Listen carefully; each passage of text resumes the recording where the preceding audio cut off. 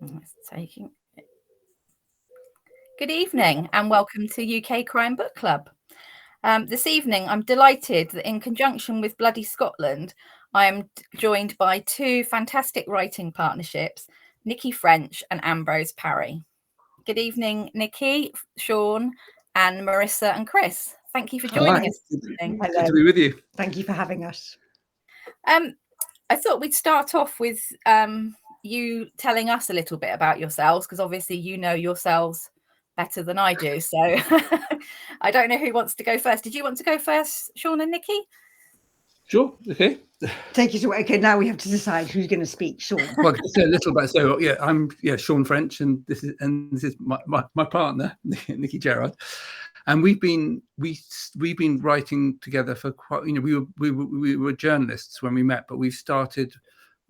We published our first book together as Nicci French, all way back in 1997, and since then we wrote a lot of standalone thrillers, and then we wrote a series of books together, featuring a psychoanalyst, Frida Klein, an 8-book series. And after finishing that series, we've gone back to writing some standalone books. And what I'd add to that is that when we wrote our first book, The Memory Game, we had no idea if it was possible to write together. It was possible for our marriage to write together, and we created a book. And actually, we've been writing together for a long time, and the reason that we do it is because we've discovered that we really can create a kind of fresh new voice. In a way, it remains slightly mysterious to us about why and how it works, but there's a kind of sense of adventure about writing together, and we get a huge, we feel that we've discovered a way of kind of accessing each other's imaginations. So as long as that's the case, we'll continue being Nicci French. It feels kind of endlessly fresh and fun. Yeah, because I'm sure, I really hope one of the things we'll talk about over the next hour is it doesn't just happen to be two people. And I think we'll talk about, because clearly the two pairs are doing it in a slightly different way. But it's not just, I think the point of collaboration is it's not just like a negotiation. It's about it. It frees you to write in a different way that's different from what you are separately. So and I guess I'd add very briefly to that, if you're saying something about ourselves. I guess if you had to describe the kind of books that Nicci French writes, we write psychological thrillers, and they've been called domestic noir, and which is quite a good way of describing a kind of books that are about intimate dread. Yeah, we're kind of interested in the sort of suspense and horror that comes just out of ordinary lives, about people making just one wrong decision and meeting the wrong person.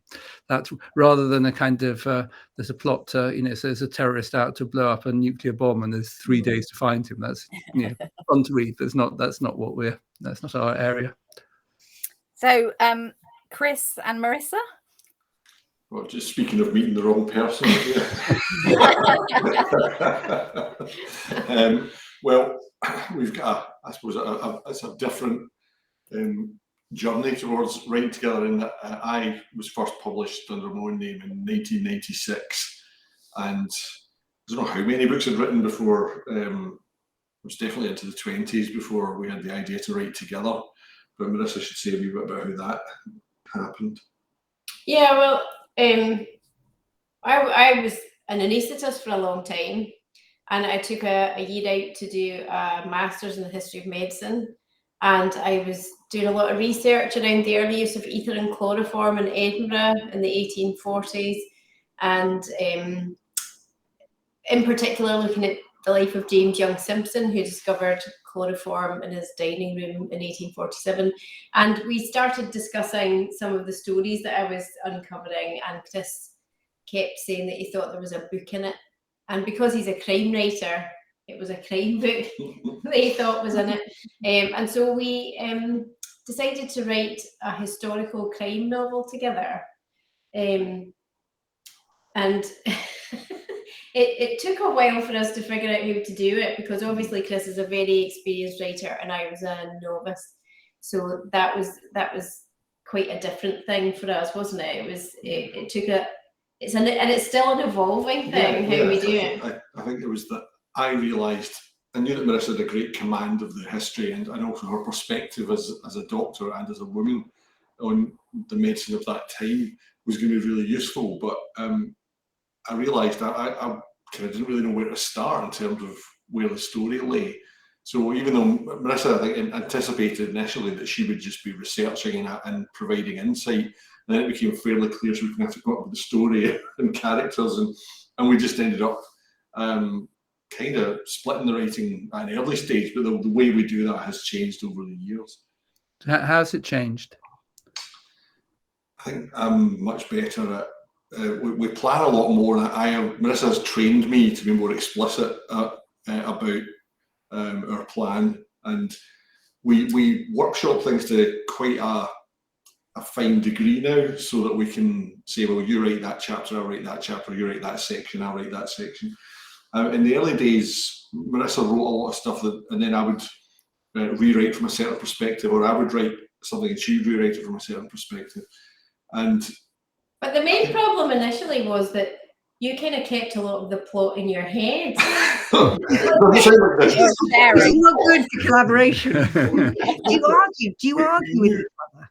Well, we knew where the story was going to go, and we'd say, well, this will happen at a later stage. Marissa would say, but how do we get to that? And I would say, I don't know yet. And that was obviously something she found quite intimidating and frustrating. And I would maintain that you need to spend time with the characters before you find out how they're going to get to there. But I guess she made me a bit more, made sure I was more explicit about that, and we would talk about that a bit more. Yeah, I guess the problem there is when you say, I don't know yet, because it's no longer an I, is it? It's a we. And actually kind of writing as a we is kind of an infinitely complicated business. And it's strange how you can share imaginations and how you can both inhabit as characters' emotions and minds. I mean, I'm so fascinated by how other people write, but I'm particularly fascinated that, my kind of mastermind subject of the session is how other couples write together. And what I've discovered is everyone's different. It's just completely. So I think what you were saying, in a way, we've almost gone the other way. I think when we wrote our very first book, The Memory Game, way back in the mid-90s, then we really felt, my God, because we're collaborating, we have to plan. It was all index cards and maps and every chapter planned. And now it's more like a kind of, it's like going on a journey, and we really know how it's going to end. And we know what are the big moments on the way? What are the kind of things that are this story that are crucial, or the really, I don't know, the things where things change, or the big moments. And within that, we then allow ourselves a kind of more and more, I think, we've allowed ourselves a kind of flexibility, although we're always talking about because it. When you're saying how a character evolves, I think almost so every writer would say that you think you know where you're going, and you think you know how your characters are going to behave, and then they don't do it, and they won't do it, and they disobey you, and they tug you in different directions. And some characters don't really take fire, and then you can kill them. And other characters who you think are going to be cameos, they just need to stay around and be given more space. And actually, it's really important to allow a story to be a bit kind of less kind of rigorous, and to kind of take you in directions that you hadn't known you were going to go. And lots of the books that we've been most excited about writing are the books which simply wouldn't do what we were telling them to do, and then you kind of know it's come alive, I think. I've got a question, actually. So this is one's for you, Chris and Marissa, which is Ambrose Parry also the narrator, or am I getting confused? It's just a nom de plume. Yeah, because that was one of my questions, was going to be, how did you come about having your pseudonym? So it's probably quite a good time to bring that one in.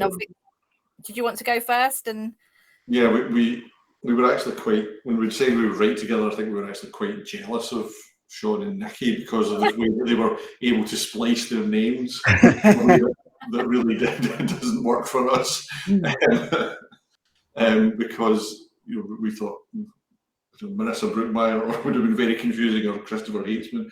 But Marissa had actually encountered the name Ambrose Parry, or a version of it, way back. It was I guess because the books are about the history of medicine, so we thought we would need an appropriate pseudonym.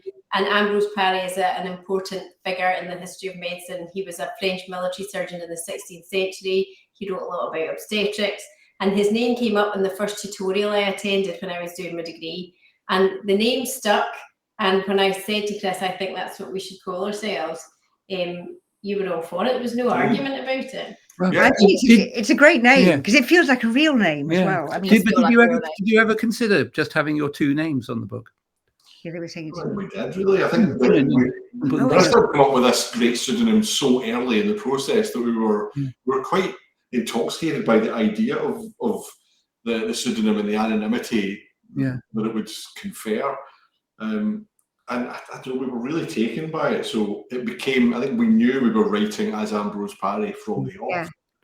Because we were absolutely clear right from the beginning that we wanted to have one name on the book, because we just thought it would be. I mean, there are some collaborators who put both names on, or more than, but I think because I think just as Chris was saying, there is a feeling you're writing as one person, and I think also when people read a book, you kind of feel there's someone talking to you. And for me, it would feel like a distraction. I think we've often said before that almost our worst readers are like our family and friends who can't stop themselves from saying, "Oh, this bit sounds a bit like Nicci," or is this based on someone Sean was at school with or something? Do you know what I mean? So we, but I think we're really, even so, I mean, you must have this. I don't know if you now, do you ever meet people who think that it's just one person who wrote the book, and we certainly still do after all these years, and we're really pleased. I think we certainly do get people who think, who make wrong assumptions about who wrote what bit. But I go to a lot of events, or I do events, and people, when I mention what else I do, I get lots of readers say, "I've read Ambrose Parry, I didn't know you were part of it. Yeah. I didn't know it was you." And it's because people, it's like the Roland Barthes death of the author. People don't really care. They seldom really read the little bit about the author, and I think that's right. I think it's really hard to think how little. I mean, I remember even that when I was a journalist, you suddenly discover how little actual readers care about who writes what, and it's the same. Yeah, I think people just read books, on the whole. Well, it's interesting. People are actually resistant to the idea of two authors in a way that they're not at all if it's film or television.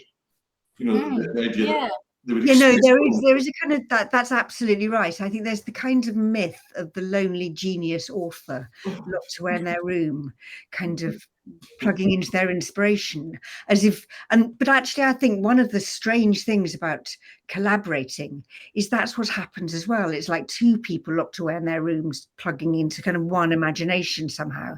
I mean, films are just a kind of messy, fragmented business, aren't they, with hundreds and hundreds of people having their input. And auteur theory has a lot to answer for. Yeah. And it is a myth, the idea of the single authorship in film or television. So, but people like the idea of that single entity. I mean, I'll admit, I'm a huge fan of Neil Stephenson, but Neil Stephenson has written a number of books with someone else, and I'm quite resistant to the idea of reading them. So you're resistant. Well, that's interesting. With a pseudonym, I'd have probably, happily availed myself of that.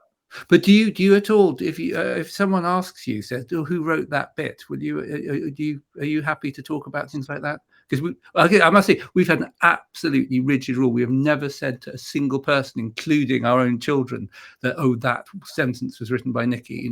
It's like our number one rule. Because actually going back to your auteur thing, it's really important for us to feel it was, although there are two of us, it is written by one person. When we write, we write differently when we write as Nicci French. And it's a very mysterious process. So it would feel really wrong to start saying, and I think clearly you have a bit more of a the division of labour because one of you is an expert on the subject, and whereas we if we do research, we both do the research, and we never plan in advance who's going to write a particular bit or anything like that. I think we do have we kind of ventriloquize the same voice. We both have a sense of how mean, our books tend to have two different narrative points of view, Will Raven and Sarah Fisher, and we both know how those narrators sound. We tend not to admit to anybody who wrote what, but actually we go over each other's work so much that by the time it comes out, we sometimes can't remember. Exactly. Right, yeah. Or it's very strange looking back at books and then we can't remember. And when Sean was saying we never tell people who wrote which bit, we kind of don't tell each other either. When we're revising or editing or criticizing, we don't talk about it as belonging to one or the other of us, because it's a kind of stirred in casserole by then. We know that I wrote the bad jokes. Yes. There's a deliberately bad jokes in each of the books. Okay, well, I'll look for those. You write the good jokes, Marissa. Yes. So Marissa, how because obviously you've come, like you said, you came from a background as an anaesthetist and a doctor, and you did your master's. So obviously you're used to writing in a sort of academic way. Because obviously Sean and Nicci and Chris have all written as journalists, authors previously. Did that feel daunting for you, sort of coming in and sort of, writing as an author rather than as a academic? Yeah, it's a very different kind of writing, and it took me a long time, I would say, to loosen up. I was very fact driven, and I wanted to make sure that the history was represented accurately, and Chris had to keep reminding me that as it's a work of fiction, there are bits that you have to make up. You have to kind of let your imagination loose, and that took a little bit of practice. It did, because generally speaking, in academic writing, you're not supposed to just take a flyer on things and make things up. So yeah, it was very different, and it's been. Initially, I found it very difficult, but it's becoming far more enjoyable now. That permission just to kind of, write what pops into your head and see where it takes you. That took a bit of practice. Because I guess that's it's a fine line, the whole thing, because I think we've always thought that one of the whole pleasures of the thriller, whether it's like a historical thriller or something in the present, is that kind of getting the detail right. So you don't want to, if you're in 19th century Edinburgh, you don't have someone to suddenly start texting or something. You can't be that. You want to feel, you want to kind of trust the world, but on the other hand, there's that keeping it under control. And it's all, as it says, there's no point in getting it all right if the reader just gets turned off. Or I think we came to realise, occasionally I would ask Marissa, if I said, we've got an idea for where the story's going to go, can you go and find out about this? And she would come back and say, I couldn't find out anything about this, seeming quite apologetic and worried. And I'd say, brilliant. That means, nobody can tell us we're wrong. And I think what we've come to realise is that historical fiction lives in those gaps. It's all about speculating about what might have happened when we already know the incidents, but we don't know what drove a character to behave in a certain way. There's a good example in A Corruption of Blood. There's James Simpson and his great bête noir, James Syme, and the two of them were constantly warring with each other, and yet when Simpson became very ill, it was Syme that he called for, and nobody really knows why. So that gave us something to speculate on. And I think that's you're gradually, as the book's going, realising, as long as you're not making up something that contradicts the history, you've got a huge template or a huge canvas to make things up.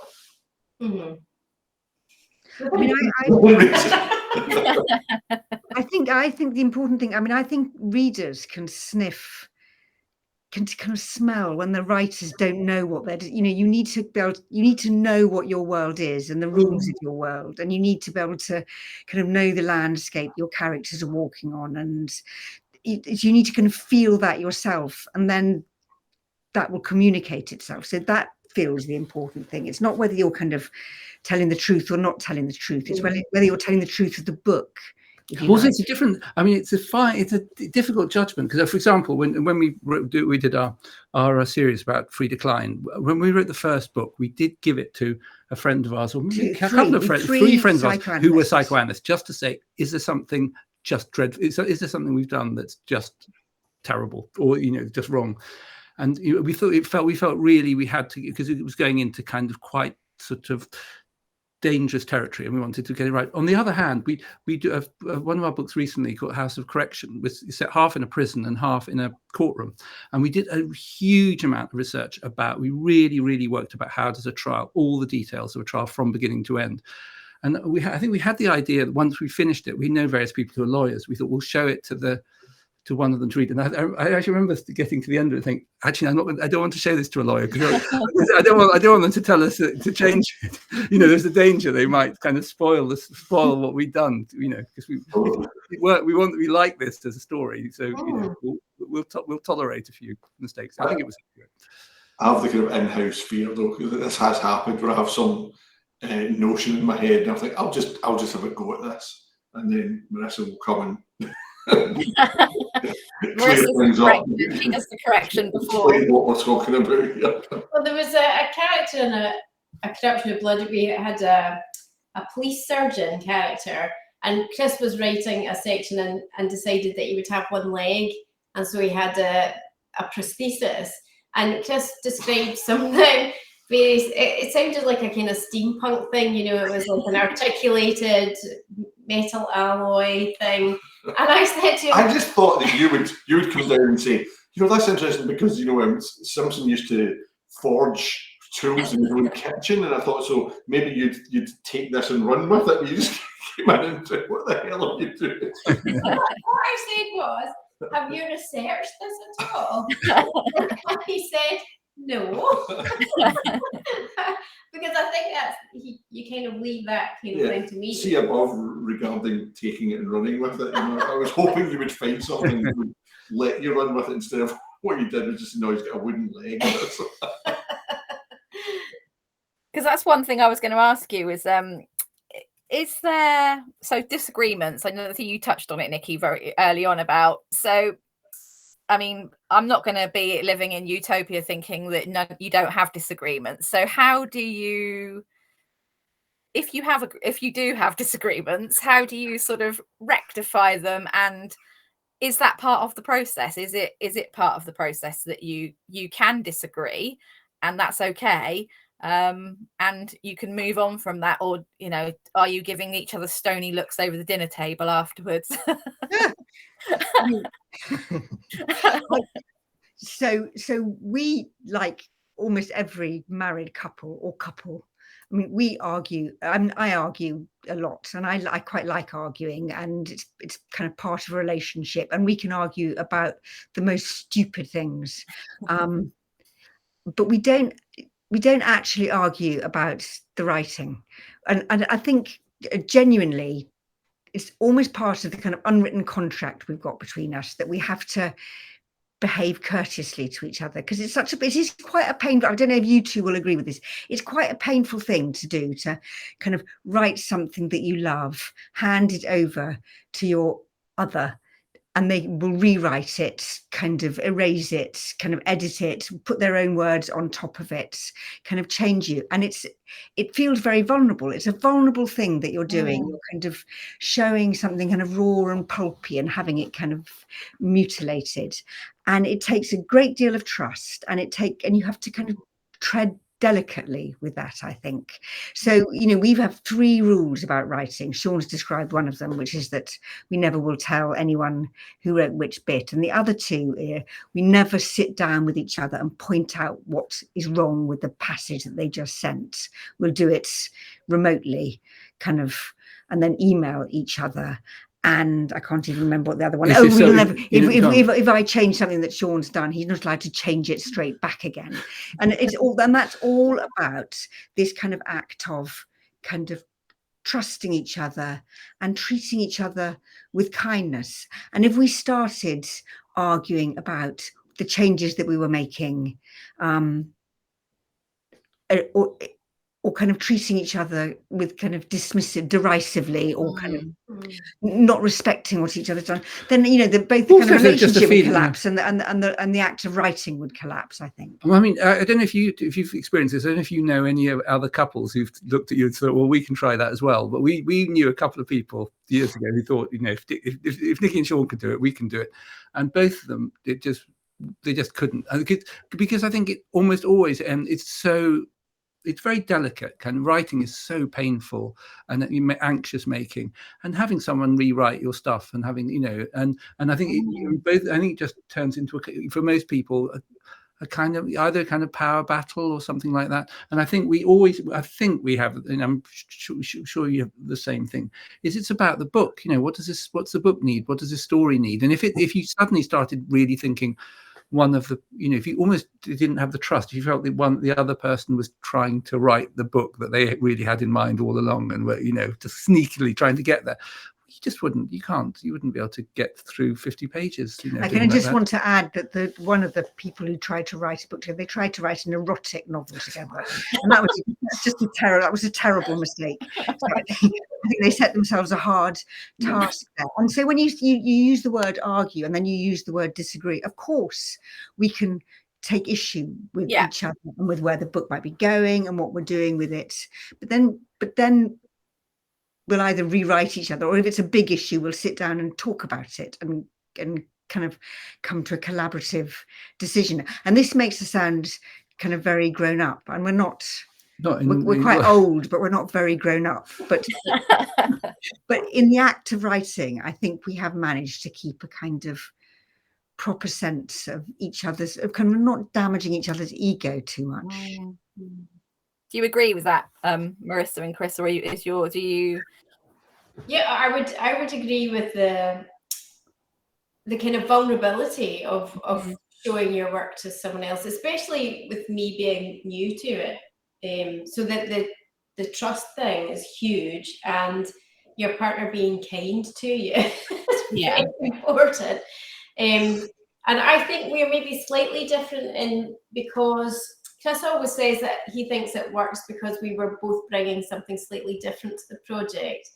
That I had a very good grounding in the history and the research, and Chris was obviously a very experienced writer. So I think we tended not to disagree too much about the historical detail. I would be deferred to on that, and if there was a big plot point that I wasn't sure about, I would obviously defer to Chris because he's far more experienced. And I think that's probably why it worked. But I think when it comes to discussion, I would completely concur. There has to be a kind of gentleness about how you broach the subject and how you critique each other's stuff. And it's kind of weird. We'd write separately in separate rooms, and then when we're closer to the end, we compile a single document, and that's when it gets kind of freaky when you see you're in real time something you've written disappear from the document, but it's you usually know why it has been changed. But with the most recent book, with Voices of the Dead, there was a sort of character arc or a development between two characters. And I was out walking and had this idea, and I thought, wow, that's going to be so explosive in terms of these characters' relationship, and it will really surprise everybody. And Marissa's going to hate it. So I thought I'm going to, but she's going to realise eventually this is, it's one of those things. The very fact that it makes you uncomfortable is why it's going to be dramatically dynamite. But I waited till she was in a good mood. You didn't. Okay. But yeah, it was. I realised that Marissa was actually had grown so fond of a particular character that she was acting like the character's mum. Yeah, and that's the danger with characters, is that you get to love them, but then you're putting them through terrible things. Because I mean, the whole point of the books that we write, is giving people a hard time, and because in a way also you can't really, the way you show character is by putting them through and making terrible things happen to them. And there are times in our books where you feel you're like a very malevolent deity who's just there, for fun. Just touching on the series bit, because obviously, Chris and Marissa, you're on book 4 of your series, and I'm interested in and you did your Frida Klein series, So I'm interested in did you know from the outset that it was always going to be a series when you sort of started that first book? Did you know that it was going to carry on to be? You had what, 7? Was it 7 or 8 books? No, so it was named after days of the week, but mysteriously there were 8 books. So we absolutely knew. So we wrote a series. We'd always written standalones, usually with a first-person narrator, and then we came across the idea of the character of Frida, who's a psychotherapist, who's very reclusive herself, who's very good at solving other people's secrets and very good at guarding her own secrets, quite kind of prickly and damaged and honourable. And we thought she just needed more than one book to get to get her to reveal herself. And so we knew she needed a series. And then we planned an 8-book series that had an arc that was going to join all 8 books together. So there's a story that is set off in book 1, the kind of fuse is lit, and then it's like each book is a standalone, but it's got a kind of big story joining them all together. So we both knew it was a series, and we knew when it was going to end. And in fact, I mean, lots of readers, when it ended, they kind of wanted us to continue, but we couldn't. It kind of held together as an 8-book. I mean, one of the points of Frida was she's someone who didn't want to be a detective. She was just forced. She had the kind of gift for it, but didn't want to, and found it terrible and traumatic. And we felt we could get by for 8 books with her being reluctantly dragged into it. Like book 30 of her reluctantly being a detective. It could really become, it was. I mean, I always sometimes think about that. It was, I wonder if everyone here has seen. Do you remember Columbo, the TV detective? I love Columbo. Which I loved. But the idea of this this rumpled detective being treated as a joke by everyone. All right, I got it for the first series, but after like 20 years, where he'd solved like 100 brilliant cases, and people were still laughing at him, and you suddenly thought, I'm not sure if this is quite working as a whole character. And of course, one of the things, one way in which I think things have changed, both in television and in writing, in writing thrillers now, in writing series, is I think people when you read Miss Marple or Hercule Poirot books, you don't expect him to develop the characters to develop and to be marked by the horror of everything they've experienced. Whereas I think things have just changed now. Somehow, I think somehow we feel that we want to see people. What's it done to you? Marks them. I mean, over and again we write about dread. We also write about damage, about how life bashes you about, how you you have to kind of struggle through that. So 8 books was enough for Frida, and then poor thing, we let her get on with her life. So you're on book 4, Chris and Marissa. How do you have an end, or are you still in that sort of? No, I don't think we have a specific end. I think when we wrote the first book, we didn't plan out a whole series. We decided to start in a particular year, thinking that if there was sufficient interest, there would be many more stories to tell. Yeah. So I don't think we're anywhere near done yet, are we? There's just so much more to kind of talk about in terms of what happened. Well, our starting point was James Young Simpson, and we thought of the fact that he lived another sort of 20 odd years after the events of the first book and was at the forefront of lots of medical controversy and medical development. And so we're on book 4, and we've only managed to move the calendar 6 years. So there's actually an awful lot of material to be mined. We're actually just getting to the stage where Lister first appears and came to Edinburgh. And there's so many medical developments that we will draw upon. So Marissa likes to joke about the fact that when we first went into our publisher and we were first given a deal, and they said, this feels like a series, how many books do you imagine? And I said 7. And she came out and said, where did you get 7 from? And I said, it's a good number, it sounds like you've thought about it, and it probably would be more than 7, I would imagine, because we're fascinated by how these characters, Raven and Sarah, develop, how their relationship develops, but also how the events of the story starts to affect them, and things we didn't anticipate involving the peripheral characters. I think that's what keeps me coming back. The thing Sean and Nicci just described about Poirot and Miss Marple and others, that they're not in any way affected. They're like characters in the Beano. You know, so no matter what happened last week, they're back where they were. Equilibrium has been re-established, and they have no psychological scarring, or they haven't really learned anything either from what's happened. And I think that's what keeps me coming back. I want to see how these characters grow. I've got some questions. Well, they're more like comments. So I've got one. I can't see who it is. So sorry who it is, saying, Chris, are you playing football at bloody Scotland? Doug Johnson isn't because of his knee, and Mark Billingham says he's too old.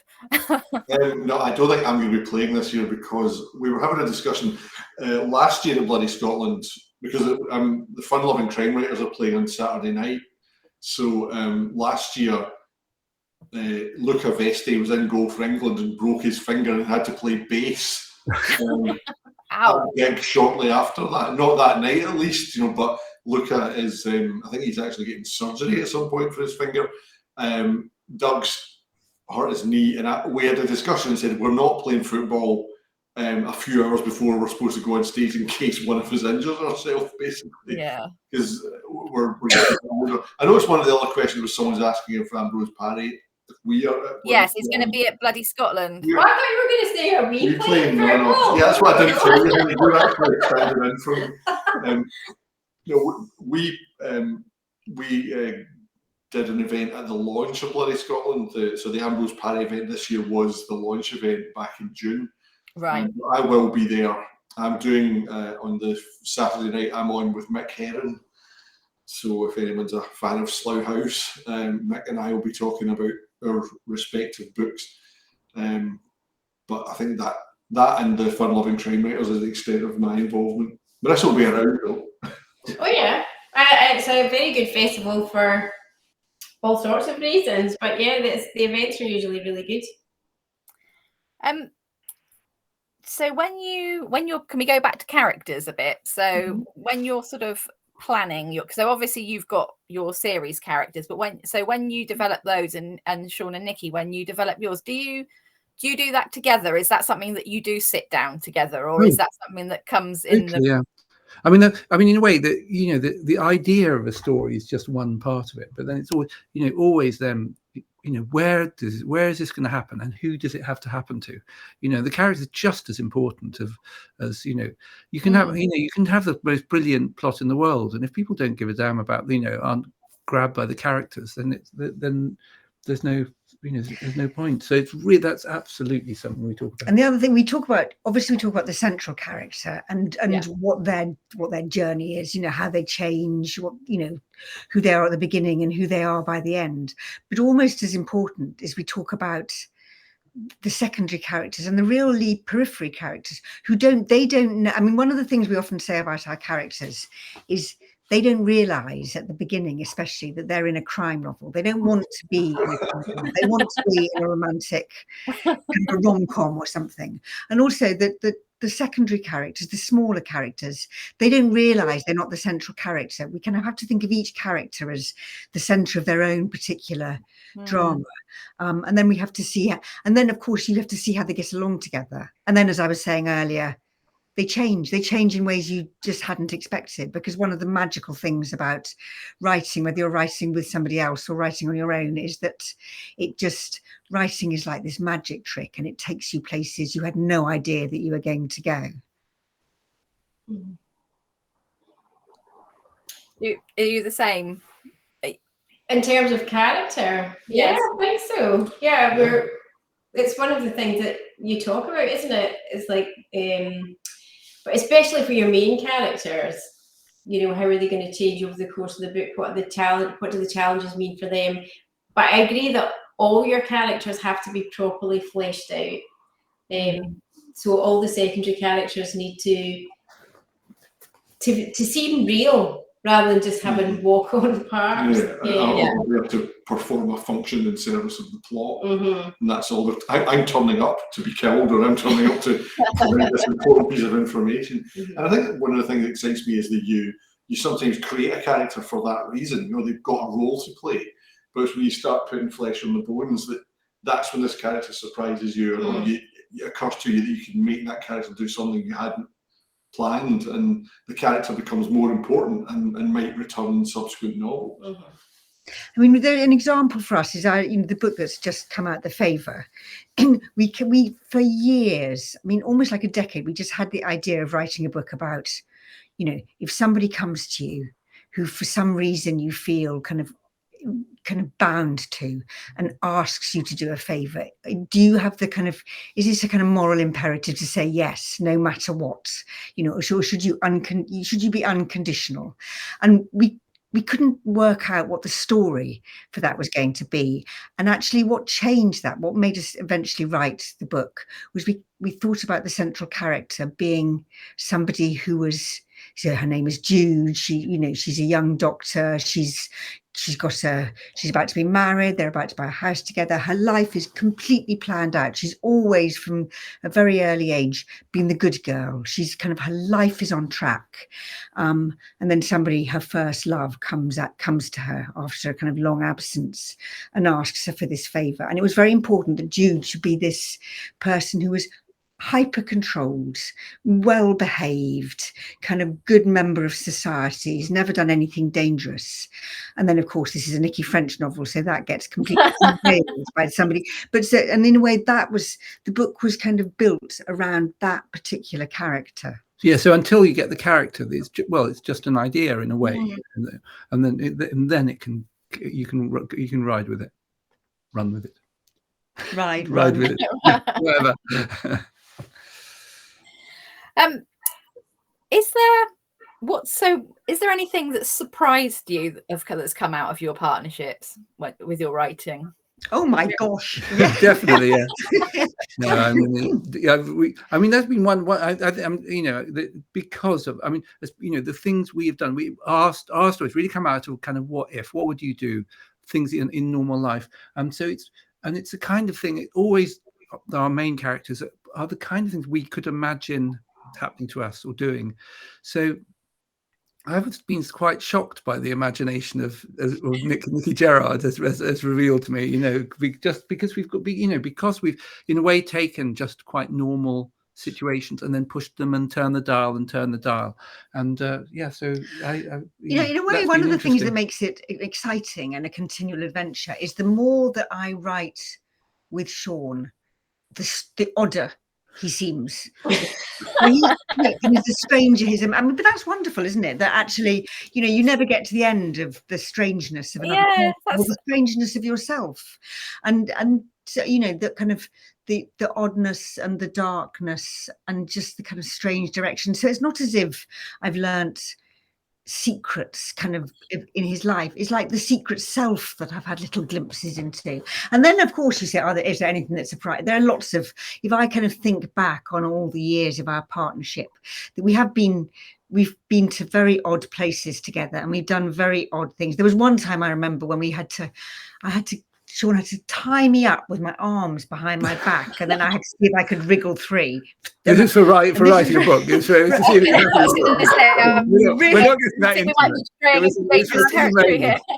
really hope our children don't walk in at this moment.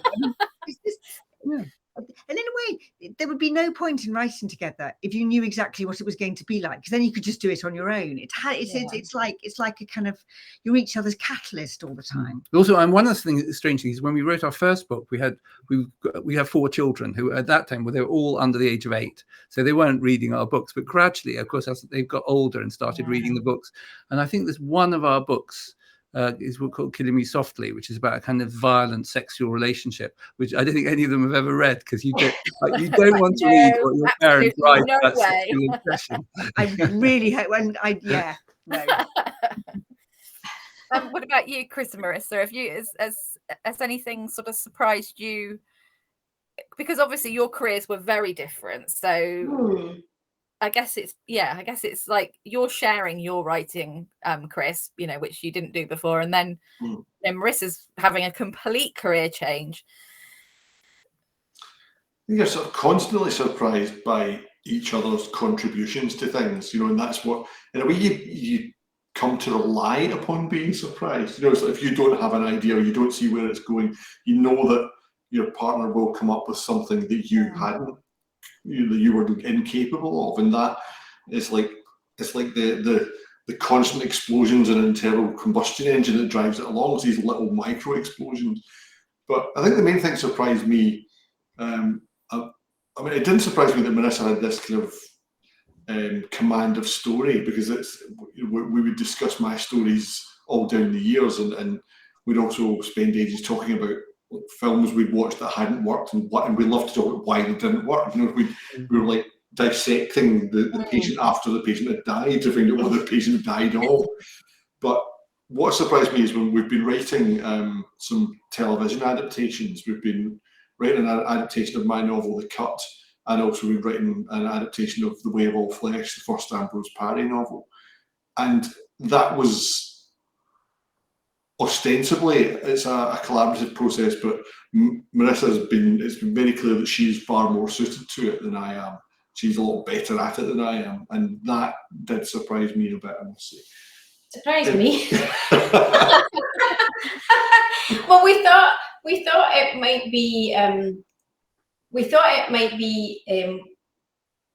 one of my strengths, actually, because there's a lot of rules when it comes to script writing. It's very collaborative. We've got more than 2 people involved, and there's a lot of rules about it.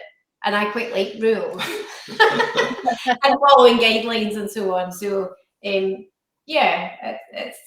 was surprising, actually, how enjoyable it's been. Well, I always knew that because it's very much about rules and structure.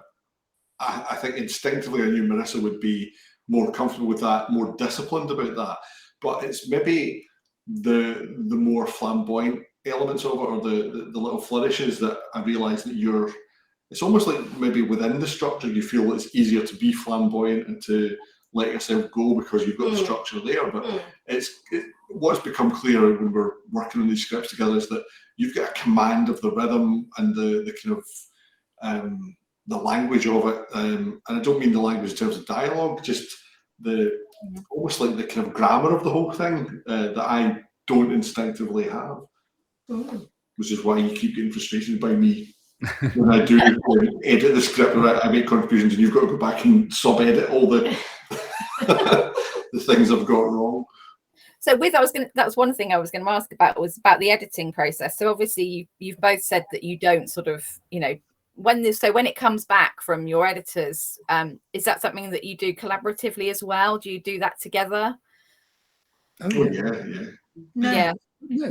Oh, no. Sorry, I see what you mean. Sorry. Yeah, go on, Nicci. So when we get, first of all, our agent, and then our editor, and then the copy editor, one of us, and we don't just, whoever's we kind of talk about what needs to be we done. talk about what needs to be done, then one of us will go through it, and then the other one will go through it, and then if there's still lots of changes that have been made, then we'll keep on going through it. But we've never written a single word. We never ever sit down in front of a keyboard and write together, or not a sentence, not a word. It feels fatally kind of constraining to us. So do you write in different, or both write in different rooms? Do you? Oh, wow, yeah. Different, as far, I mean, not just different rooms. I write in a kind of attic room at the top of the house, and Sean writes in a shed in the garden, as far away from me as he can possibly get.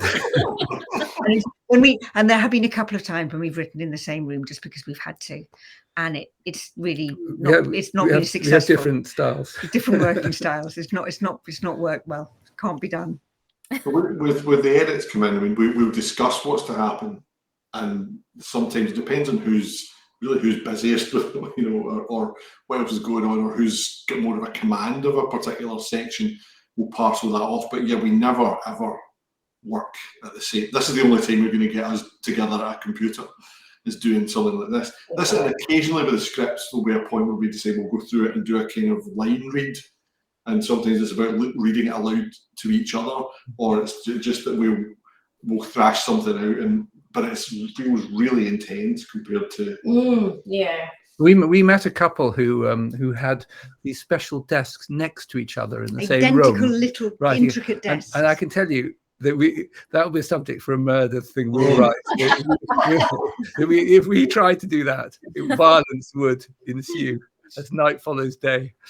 Well, Chris has got a clicky keyboard that he really likes, which would drive me insane.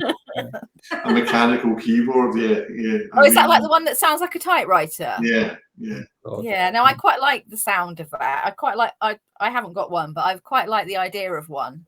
But I think, that's definitely a one person in your room sort of thing, isn't it? Well, actually, my son his computer's behind me there. He's got one of those keyboards as well. So all through the pandemic, he was at university, so he'd be behind typing away on that. And I think I'm kind of used to it. It doesn't bother me. I think if Marissa was in the same room, not only would that bother her, but I would find it hard just to have that presence there. And it's like, you're working hard enough, like you're slacking off,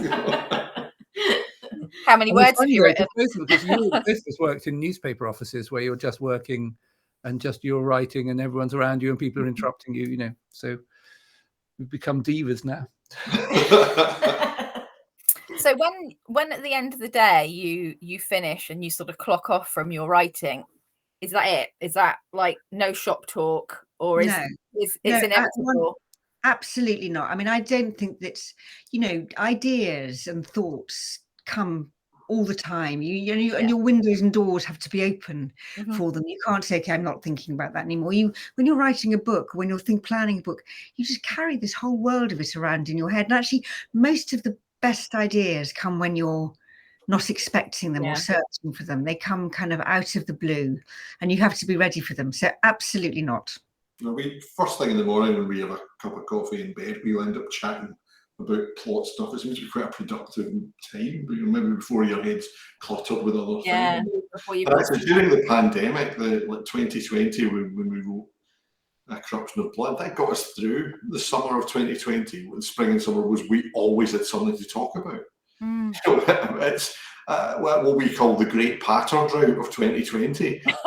Nothing going on and nothing to talk about. We always had something to talk about. I think some really good. Somebody said the other day that I can't remember who it was that said that the books that were written in the pandemic weren't good, and I think actually the books that were written, there's some really good books that came out in the pandemic. I think there's that, particularly sort of in your genre, Sean and Nicci, that sort of claustrophobic sort of, together in that area, you can't escape sort of thing has become really, I've read some really. I think maybe it's true that there were books that came out that were about claustrophobia. I think there were a few there are some books that were written that were about the pandemic, and that's more difficult, I think, to write about what's going on. I think the publishers were sitting there dreading all the books coming in about murders committed by people in, Apparently there were lots of books written like Zoom books. Yeah. Which we very weirdly, we wrote our pandemic book before the pandemic, i.e. the book about someone in prison. That was all done by the time of the pandemic. Yeah. Our lockdown book. Everybody has a lockdown book, although I imagine some of them never will be published. Just before we go, because the hour, as I said, the hour goes really, really quickly. What do you sort of like to read as individuals? I'm sort of fascinated because obviously we've been talking about your collaboration. I can't get my words out. Collaboration and partnership all evening. So as individuals, what do you like to read, and are your reading styles very different from each other? Well, I can say very quickly that yet again, Nicci's and my reading styles are completely different, because I read lots of books at the same time. I read probably about 5 or 6 or more books at the same time. No, he reads more books. There are like 30 books that have got bookmarks in them at the moment. And then we both read all kinds of stuff. I mean, I'm just the one I'm absolutely ploughing my way through at the moment is you may not too surprising why, but there's a big biography of Oppenheimer. The one that was used, really, that was the basis for the film. For the film, yeah. And it's absolutely wonderful book. And I'm reading a kind of thriller that was published. When was it published? Incident of the Finger Post, which, Oh, Innocence of the Finger Book. which is a fantastic Came out book. 30 years ago. So yeah, Very wonderful. Fantastic. and the Sebastian Barry, that's the other book. Fantastic example of the unreliable narrator. Yeah. I love it. I'm like, Nicci's not finished it yet, so keep a bit careful. No, it's I mean, of course, interesting history. Another wonderful historical book as well. Mm-hmm. Oh, well, we tend to read quite different stuff, don't we? I do read a lot of historical fiction, but I read all sorts of things. Not just crime either. You tend to read a lot of crime, but we do vary in our reading preferences. Marissa reads considerably more than me because I'm always working on a book, but just for various reasons, she reads far more eclectically than I do. I end up reading a lot of crime fiction, usually a lot of Friends stuff. We were just back from holiday, and I was catching up on things, and so I've just read the new Mick Herron book, The Secret Hours, which was fantastic, and Stuart Neville's book, which will be out next summer, called Blood Like Mine, which is absolutely amazing. That's going to be huge. It's about a mother who's protecting her daughter and keeping her hidden out in the wilds in America, because her daughter has a bit of a secret, which I'm not going to go into, but she's got certain appetites. But it was just a book about motherhood. On the surface, it's about many other obvious criminal and bloody things, but it's really just about relationship between a mother and daughter. And I tend to read lots of, as I mentioned Neil Stevenson, and he is just one of my favourite writers. I'll gobble up anything by him. But we went on holiday at the start of the summer, and I took a Neil Stevenson book that Marissa got me as a present a few years before, and it's so big that I just bought it on Kindle so that I didn't have to lug that thing around. It took most of the holiday to get through it because it's like 1,000 pages. I read Les Miserables on holiday, and my God, that is huge. That's massive, yeah. Actually, I'm just seeing one of the comments, someone mentioning one of the great pandemic books that was written, in fact, 20 or 30 years ago, The Stand by Stephen King, which I read over the summer, which is phenomenally, it's about as long as War and Peace, but it's very, very, very good. Excellent. Thank you so much for joining us this evening. The time has just flown by. And Sean and Nicci, when are you at Bloody Scotland? What date are you there? We're there on there for the Friday. So that's Friday the 15th. Friday the 15th, yes. So that's a week on Friday, isn't it? We're really looking forward to it, and we're looking forward to the torchlight procession. Yeah, that's very, very worth doing. Yeah. It's very worth doing. Not so good if you're a bit afraid of open flame. I love open flames. One of my great processes. So you'll watch me around an open flame. We wouldn't want to come to the burning tar barrels at Ottery St Mary. Have you seen those where they literally set fire? I'm a literal kleptomaniac, so they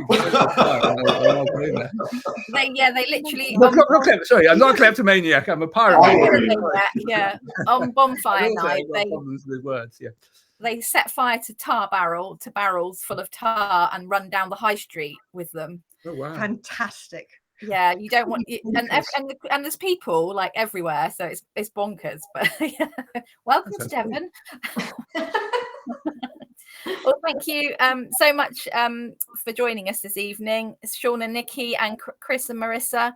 It's been absolutely fascinating to talk to you about your process, and I know we could talk for probably another hour, but it's been really great. And The Favour is out now, Sean and Nicci's most recent book, and the fourth book in the Raven series, Raven and Fisher series, is The Voices of the Dead, and that is also out now. So and it can be read as a standalone, I am told, but obviously there are 3 books before, so I'd probably recommend you read those first, particularly if my husband's watching, because he gets about that sort of thing.